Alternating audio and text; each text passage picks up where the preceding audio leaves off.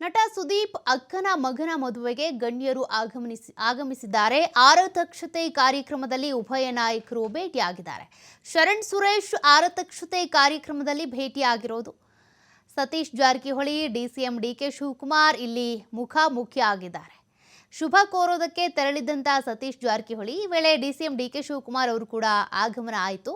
ಇಬ್ಬರು ನಾಯಕರು ಮುಖಾಮುಖಿಯಾಗಿ 5 ನಿಮಿಷ ಮಾತುಕತೆ ನಡೆಸಿದ್ದಾರೆ.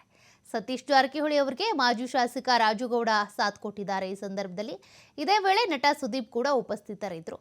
ಸುದೀಪ್ ಅವರ ಅಕ್ಕನ ಮಗನ ಮದುವೆ ಆರತಕ್ಷತೆ ಕಾರ್ಯಕ್ರಮ. ಈ ಕಾರ್ಯಕ್ರಮದಲ್ಲಿ ಇಡೀ ಫ್ಯಾಮಿಲಿ ಸೇರಿದೆ.